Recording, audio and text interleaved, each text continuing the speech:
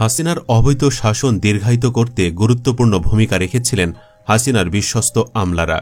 তাই সচিবালয়ে আগুন লাগার পর সন্দেহের তীরে সবচেয়ে বেশি বিদ্ধ হচ্ছেন ওইসব আমলারাই। ধারণা করা হচ্ছে হাসিনা পালালেও সচিবালয়ের কিন্তু ঠিকই ছিল ওইসব আমলাদের অপকর্মের নথি, আর এজন্যই তারা আগুন দিয়ে সব ডকুমেন্টস ধ্বংস করতে চেয়েছিল। গতকাল আগুনকাণ্ডে ফেঁসে যাচ্ছেন এমন 8 জন আমলার মুখোশ উন্মোচন করেছিলাম।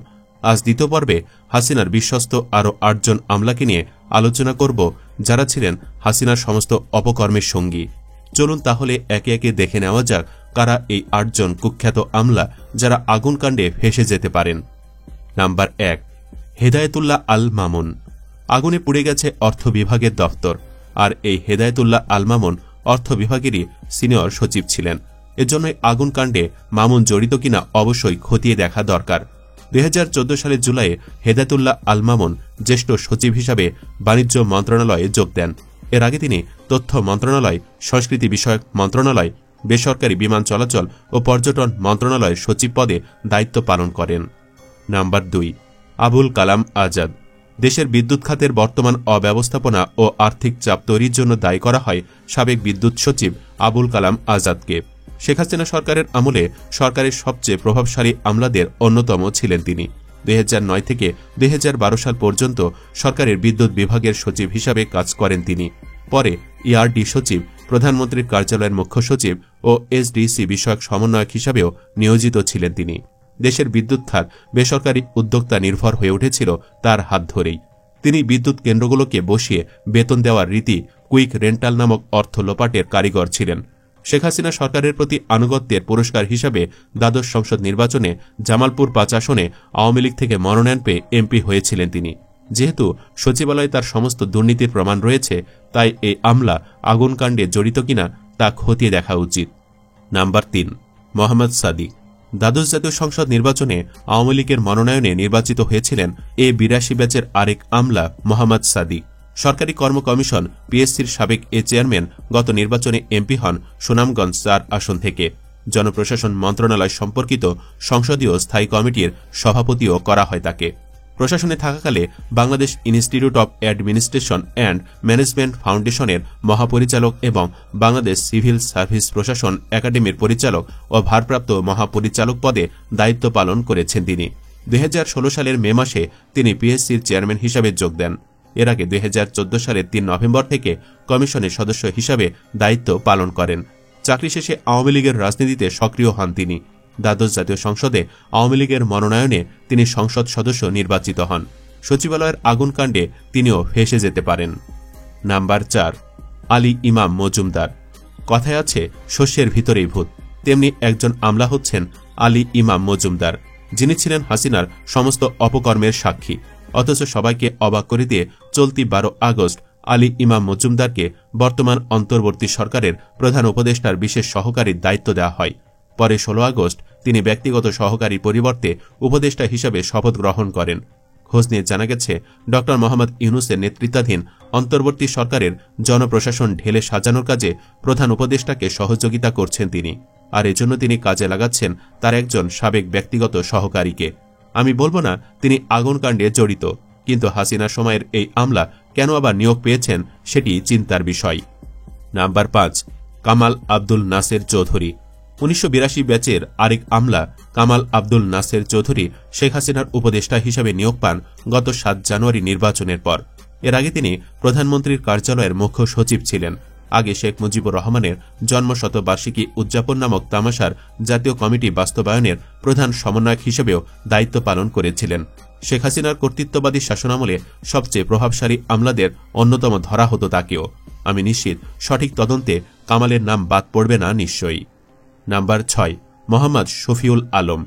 আগুনকাণ্ডে ফেঁসে যেতে পারেন এমন আরেকজন সাবেক আমলা হচ্ছেন মোহাম্মদ শফিউল আলম। শত শত দুর্নীতি করেও হাসিনার বিশ্বস্ত হওয়ায় কিছুই হয়নি তার। শফিউল আলম 2015 সালের 29 অক্টোবর মন্ত্রী পরিষদ সচিব হিসাবে দায়িত্ব নেন। দেশের 21তম মন্ত্রী পরিষদ সচিব তিনি। পরে তিনি বিশ্বব্যাংকের বিকল্প নির্বাহী পরিচালক হিসাবে যোগদান করেন। এর আগে তিনি ভূমি মন্ত্রণালয়ের জ্যেষ্ঠ সচিব, ভূমি আপিল বোর্ডের চেয়ারম্যান, রাষ্ট্রপতির কার্যালয়ের সচিব সহ বিভিন্ন গুরুত্বপূর্ণ দায়িত্ব পালন করেছেন। চাকরি শেষ হবার আগেই তিনি যুক্তরাষ্ট্রের নাগরিক ছিলেন। সেদেশে অঢেল সম্পদ রয়েছে তার। দ্বাদশ জাতীয় সংসদ নির্বাচনের আগে তিনি সেখানে অবস্থান করে কক্সবাজার ৪ আসন থেকে আওয়ামী লীগের মনোনয়ন ফর্ম সংগ্রহ করেন। নাম্বার 7, সুরাইয়া বেগম। সুরাইয়া প্রধানমন্ত্রীর কার্যালয়ের সচিব হিসাবে নিয়োগ পান আওয়ামী লীগ আমলে 2015 সালে। পরে তিনি সিনিয়র সচিব পদে পদোন্নতি পান। চাকরি থেকে অবসরের পর 2018 সালে সুরাইয়া বেগমকে তথ্য কমিশনার হিসাবে নিয়োগ দেয় আওয়ামী লীগ সরকার। এর আগে তিনি পরিকল্পনা মন্ত্রণালয়ের অধীন পরিসংখ্যান ও তথ্য ব্যবস্থাপনা বিভাগের সচিব, পরিকল্পনা মন্ত্রণালয়ের অধীন IMEDর সচিব, সমাজ কল্যাণ মন্ত্রণালয়ের সচিব ও সংস্কৃতি বিষয়ক মন্ত্রণালয়ের সচিবের দায়িত্ব পালন করেছেন। তার সময়ে হাসিনা যত লোক দেখানো অর্থনৈতিক পরিসংখ্যান মানুষের সামনে উপস্থাপন করেছে। Number 8, doctor Sheikh Abdur Rashid. Doctor Sheikh Abdur Rashid মন্ত্রী পরিষদ সচিব হিসাবে নিয়োগ পান গত 16 অক্টোবর। তিনি সরকারের 25তম মন্ত্রী পরিষদ সচিব। মাঠ প্রশাসনের বিভিন্ন স্তরে কাজ করার অভিজ্ঞতা সম্পন্ন এ কর্মকর্তা বগুড়া জেলার শেরপুর উপজেলার ইউএনও, ফেনী জেলার অতিরিক্ত জেলা প্রশাসক এবং টাঙ্গাইল জেলার জেলা প্রশাসক হিসেবে দায়িত্ব পালন করেছেন। তিনি স্বরাষ্ট্র মন্ত্রণালয় ও জনপ্রশাসন মন্ত্রণালয়ের সিনিয়র সহকারী সচিব, কৃষি মন্ত্রণালয় ও পরিকল্পনা বিভাগের উপসচিব, জ্বালানি ও খনিজ সম্পদ মন্ত্রণালয়ের যুগ্ম সচিব, বাণিজ্য মন্ত্রণালয়ের প্রধান আমদানি ও রফতানি নিয়ন্ত্রক হিসাবে দায়িত্ব পালন করেছেন। এছাড়া পেট্রোবাংলার চেয়ারম্যান, স্বরাষ্ট্র মন্ত্রণালয়ের অতিরিক্ত সচিব এবং শিক্ষা মন্ত্রণালয়ের মাধ্যমিক ও উচ্চ শিক্ষা বিভাগের সিনিয়র সচিব হিসেবেও দায়িত্ব পালন করেছেন তিনি। উল্লেখ্য, প্রয়াত হুসেইন মোহাম্মদ এরশাদ দেশে সামরিক শাসন জারি করেন 1982 সালে। সে বছরে প্রশাসনে 1982 ব্যাচের কর্মকর্তাদের নিয়োগ প্রক্রিয়া শুরু হয়। সামরিক শাসনের অধীনে চাকরি জীবনের শুরুর বছরগুলো পার করেছেন তারা। জনপ্রশাসনে কর্মকর্তা হিসাবে তাদের ভিত্তিও তৈরি হয়েছিল সে সময়। পরে তাদের অনেকের মধ্যে কর্তৃত্ববাদী প্রবণতা তৈরি হয়। এসব আমলাদের বেশিরভাগই শেখ হাসিনাকে তেল মেরে প্রচুর সুবিধা আদায় করেছেন। এরশাদ সরকারের পতনের পর 1982 ব্যাচের এ অ্যাডমিন ক্যাডাররা বিএনপি তত্ত্বাবধায়ক ও আওয়ামী লীগ সরকারের আমলে বিভিন্ন দায়িত্বশীল জায়গা থেকে গুরুত্বপূর্ণ ভূমিকা পালন করেছেন। বর্তমান অন্তর্বর্তী সরকারের প্রশাসনেও গুরুত্বপূর্ণ ভূমিকায় নিয়োজিত আছেন তাদের কেউ কেউ। বিসিএসে 1982 ব্যাচে নিয়োগ বিজ্ঞপ্তি হয়েছিল ওই বছরে, আর ব্যাচটি চাকরিতে প্রবেশ করে 1984 সালের শেষ দিকে। এ ব্যাচে মোট কর্মকর্তা ছিলেন 191 জন। সংশ্লিষ্টদের সঙ্গে কথা বলে জানা গেছে, এরশাদের পতনের পর 82 নিয়মিত ব্যাচের কর্মকর্তারা বিএনপি ও আওয়ামী লীগের 2 মেয়াদে মাঠ পর্যায়ে কর্মরত ছিলেন। তাদের অনেকেই বিএনপি 2001 সালে শুরু হওয়া মেয়াদে ডিসি হিসাবে নিয়োগ পান। পরে তারা পদোন্নতি পান অতিরিক্ত সচিব হিসেবে। এ ব্যাচের কর্মকর্তাদের অতিরিক্ত সচিব হিসাবে পদায়ন হয় 2006 সালের দিকে। তত্ত্বাবধায়ক সরকারের আমলে এ ব্যাচের কর্মকর্তারা যুগ্ম সচিব ও অতিরিক্ত সচিব হিসাবে দায়িত্ব পালন করেছেন। 2009 সালে শেখ হাসিনা ক্ষমতায় ফিরে আসার পর তাদের ব্যাচ থেকে সচিব হতে শুরু করে। আওয়ামী লীগ সরকার ক্ষমতায় আসার পর বিসিএস 1982 নিয়মিত ব্যাচের সুবিধাপ্রাপ্ত কর্মকর্তাদের অনেকেরই তৎকালীন সরকারের শীর্ষ পর্যায়ের সঙ্গে যোগাযোগ বাড়তে থাকে। ধীরে ধীরে দেশের আমলাতন্ত্রে তাদের প্রভাব বাড়তে থাকে। সরকারের গুরুত্বপূর্ণ সিদ্ধান্তগুলোয় প্রত্যক্ষ ভূমিকা রাখতেন তারা, আর এজন্যই আগুনকাণ্ডে প্রশ্নের তীরটা উঠছে তাদের দিকেই। দর্শক, আপনি কি চান এসব আমলাদের বিরুদ্ধে যেন কঠিন তদন্ত শুরু করা হোক? কমেন্ট বক্সে ইয়েস বা নো লিখে জানিয়ে দিন আপনার মতামত। ভিডিও ভালো লাগলে লাইক দিন এবং শেয়ার করুন, আর অবশ্যই চ্যানেলটি সাবস্ক্রাইব করুন। ধন্যবাদ।